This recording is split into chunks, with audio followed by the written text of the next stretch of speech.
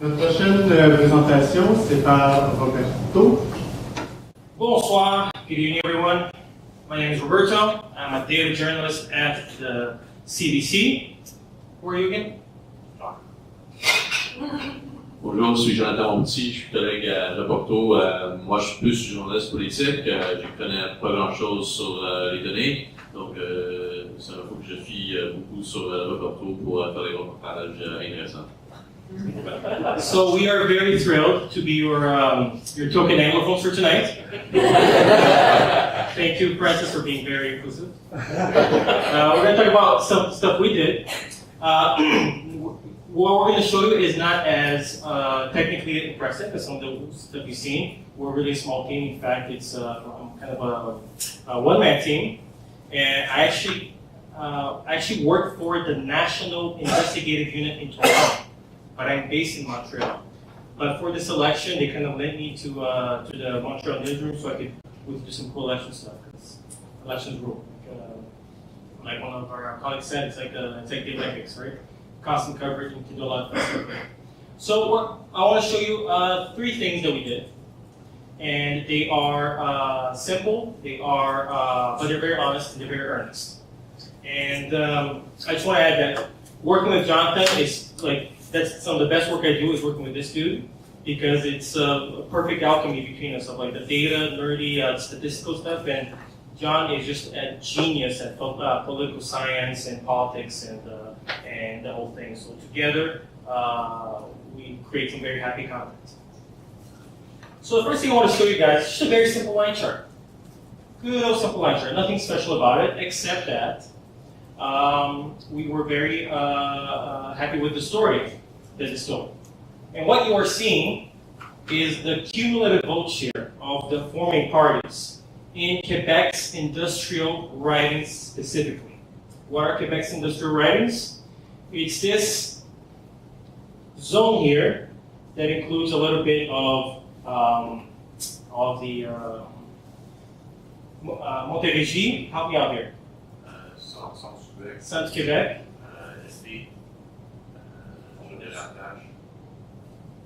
And so on, and the votes, right? And why did we choose these specific writings to tell a story? So this started basically with a question that I had following developments in American politics, French politics, and Ontario politics, where you saw the rise of right-wing parties in de-industrialized areas, what in English is called, Rust Belt areas, which is obviously key to the success of Donald Trump. And so I kind of asked a very ignorant question: well, where is Quebec's Rust Belt?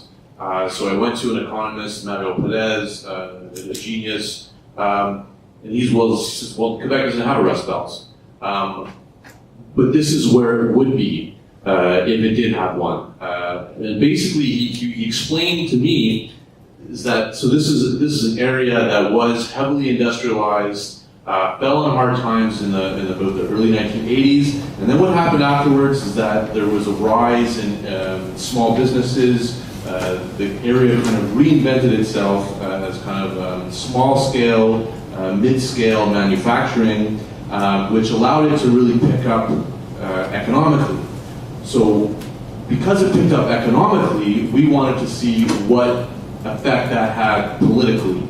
And so the chart that Roberto showed you there indicates, what indicates kind of the shift and a longer term shift in voting intentions. So this was an area, like I mentioned before, that was industrial, unionized.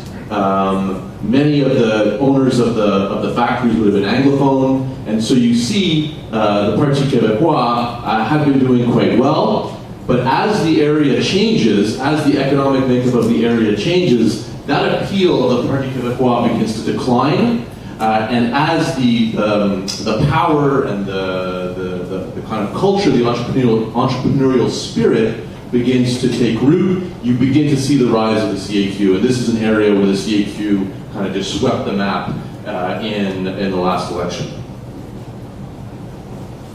So to make this to make this chart, first of all, I had to find out what the industrial writings are. So we kind of decided a bit just like on the moment. Okay, let's just pick one. Let's just pick a writing. And it's all the writings that fall within the administrative regions that he talked about.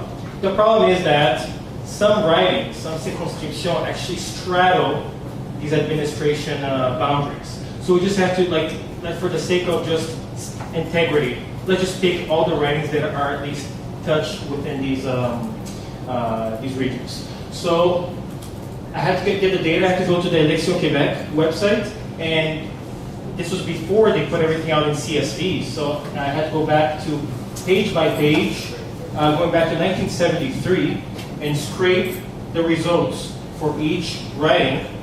But I had to make sure that writings are the same one, because they change through time. Sometimes they change names. So I have to make sure I went to the history of each one. And for example, the Drummond-Boisfranc writing was once called just Drummond. So I have to make sure that that was included in there. So once I had all my names here, please don't read my Python code. I code like a journalist. And it's just a simple matter of just adding up all the parties' total votes and dividing by all votes cast for each circonscription for each election year. And the result was this. Only a few lines of Python code, and we had a very good story to tell right away. That's the first one I want to tell you. The second one is this. Can't see it very well. I will show you. Actually, before I show you the viz, let me tell you some background. Who here knows and took the vote compass? Boussole de vote. Boussole électorale. All right. Who doesn't know what it is? Yep, I took compass. All right. Let me give a quick intro. So this really cool tool done by these guys called VoxPop Labs. And what you do is you go online. It's a quiz. You answer a bunch of questions about your values. What's important to you? What issues in this election are important to you? Should Quebec have more immigrants or less immigrants? Should the government pay tax the rich people more or less?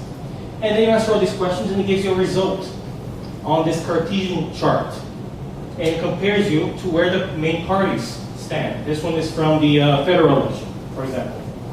And it tells you a bunch of things, how your answers compare to the party's position. It's a very useful tool.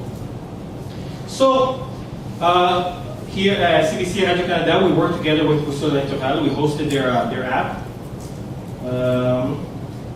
And what I did is I asked them, can you send me the results, the latitude coordinate, the X, Y coordinates of all the people who took it? And they said, absolutely not. But we will send you 1,000 random ones. Little thing they need to know. When you take the vote compass, it asks you, what is the most important single issue for you in this election? And you write it in. It can be economy, environment, education, immigration, and so on. So I said, okay, you only gave me 1,000 random results. Can you give me 1,000 random results for each of the main issues? And they went, oh, all right. But if you want, we'll also give you the average result of all the answers for each issue. So awesome. So we plotted this on a scatter plot and compared the results of, 1,000 random people and the average result and compared it to the parties. And when we were first looking at this, first we didn't have the average, we just had the individual results. And I was like, well, they're all over the place, right? When you look at people who care about economy, they're kind of all over the place, right? Maybe they're a little more to the center. When you see people who care about education, they're a little more to the left. This is Québec Solidaire, this is Québécois, this is CAQ, this is Liberals. And you see that environment, they're quite noticeably more to the left. But it wasn't until we put the average little down here that we saw, holy shit. For most of these issues, the average Quebec person who took the vote compass are ideologically closer to the CAC. And the results were kind of a big surprise for us when we looked at it. It's like, was it really a surprise? Like, was the writing on the wall? Was like, is the province really like kind of more in tune with the values of the CAQ? You got something to say, John? No? Okay. So that's what we thought, and that was the story. Like, the polls said it, the vote compass said it, that we just not really want to believe that this was the case. So we published this. And here we go. And just to be sure, I also calculated the Euclidean distance between the average result and each of the parties. And you saw that really for each of the issues, really the CAC is the closest to the average voter.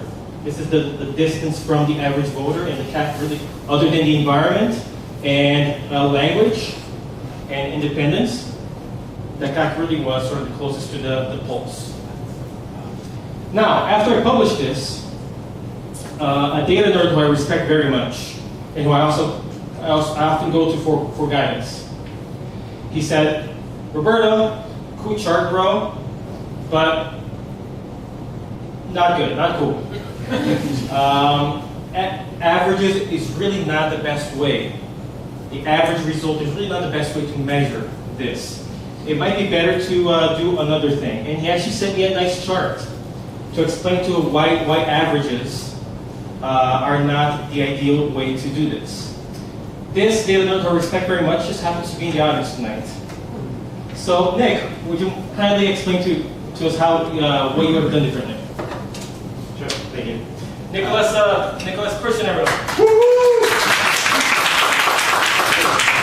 So the problem with using the average is that there is no average voter, right? There's just real voters.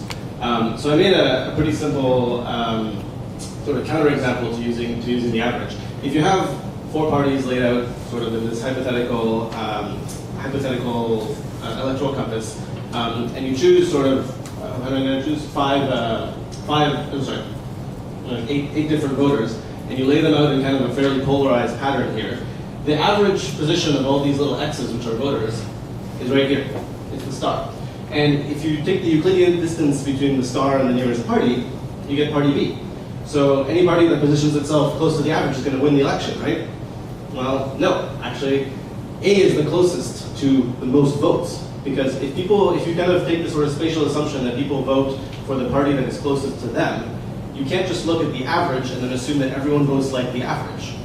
So this is just one counterexample. Now, if voters were sort of distributed fairly normally, let's say like a Gaussian around the average, it might make a little bit more sense to use the average. But especially for any kind of polarization or polarized issue, I would say that you're better off taking the sample of 1,000 votes, figuring out what proportion of them are closest to each party, and seeing what happens. But it's a cool chart. I just moved the analysis slightly. Thank you very much, Nick. That's why I come to this guy for guidance. Something you want to say about this, John? Something lesson we learned? Any surprises when we looked at this? I think the lesson learned is to go to Nick before.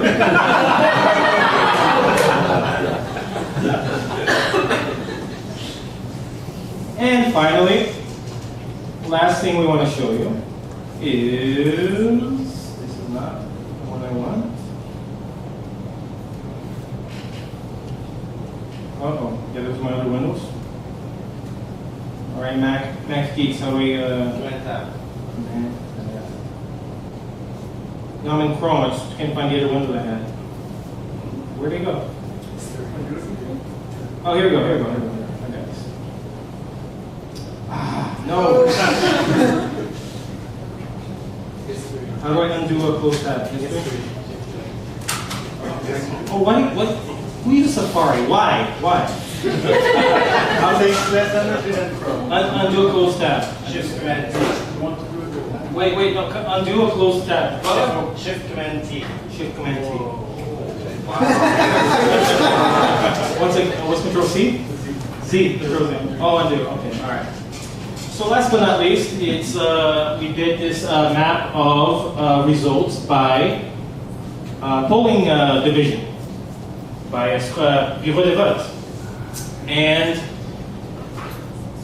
we wanted to show not only who won at each small polling division, which is represented by a ballot box, but by how much they won.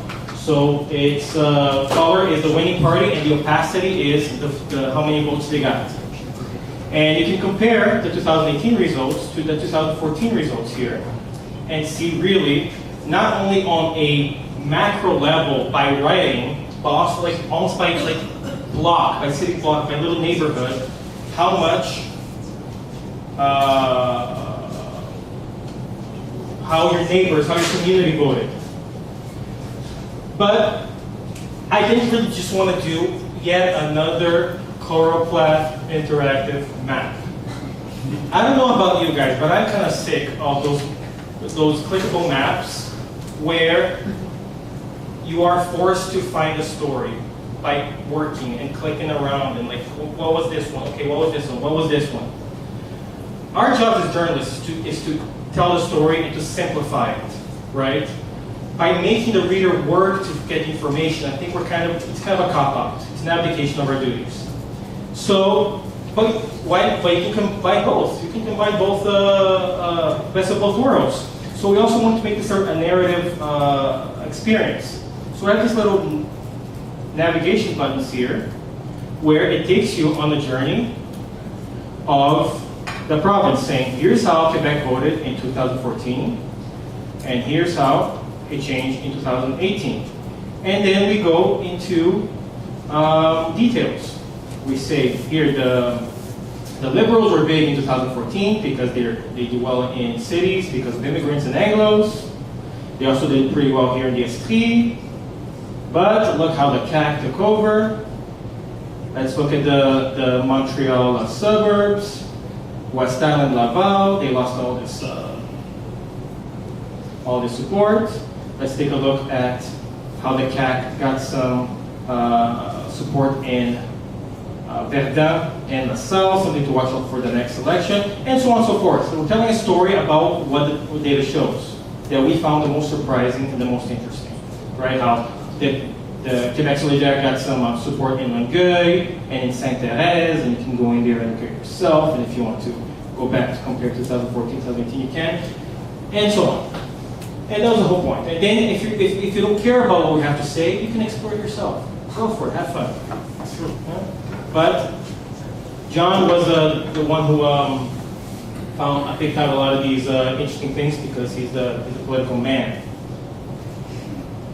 Anything you want to say else about this, John? So, my background is a print journalist. I'm old school. This to me was like, what is going on, Roberto? Where is the article?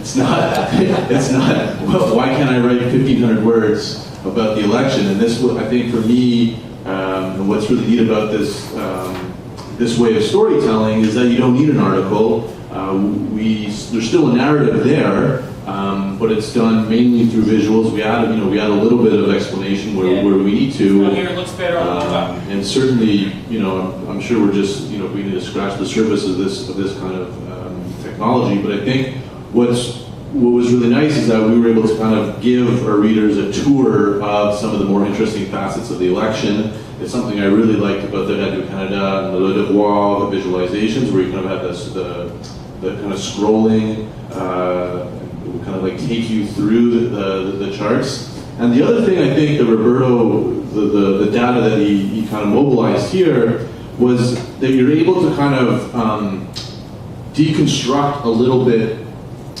some of the surprises that emerged. So one of the surprises for us anyway was Sherbrooke, because Sherbrooke would go for Quebec Solidaire, but in the data that he emerged, we saw in 2014 actually Quebec Solidaire didn't do so badly in Sherbrooke. They won a few kind of micro areas, and then they simply built on that support, and the same thing in Quebec City. So, this kind of data, I think, it helps at least political nerds kind of get over some of the romanticization of what happens in an election.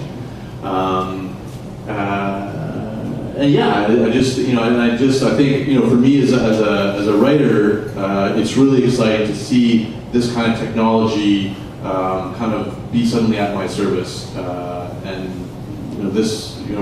What Roberto didn't admit, this was actually pretty easy to do. So hopefully we'll see more of this.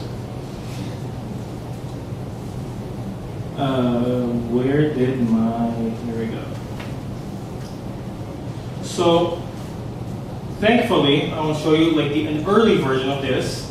My original plan was to make it 3D polygons. Because I thought it would look so cool. And people could rotate it, and press control and rotate their mouse and see the heights of the polling divisions. And I'm so glad I'm surrounded by people who aren't afraid to tell me that I'm an idiot, this will never work. So I abandoned this idea, and I went instead for opacity, which it's a much better way to comprehend the quantities, right? Also, it won't completely kill your phone. 3D rendering on mobile windows, so we're not there yet. Quick how-to, how do we make this? First, you have to get the data for the polling divisions. Election Quebec puts the results for each different writing, so 125 Excel sheets for each one. So you have to clean it up, extract the party from the candidate name because they're squished together for some godforsaken reason. And basically you want to end up with this. For each polling division, find out who the winner is and how much they won by. Join it to the shapefiles of the polling divisions for 2014 and 2018 because they were different. And what to me was the funnest part was almost done. It was using Google Sheet to create the sort of navigation, the chapters, right? This also makes it easier for reporters to go in there and change it and edit it. So this basically tells you where to go to on the map, the zoom level, the speed, blah, blah, blah, and whether to change to 2014, 2018, and the rest is Mapbox. Use Mapbox to host the map files and the API to navigate through it. It was not that easy, but thank you for completely overestimating me. You make it look easy, Roberto. Thank you. Thank you for helping me all in some parts of the way. Right. And that's our spiel. Thanks a lot, guys.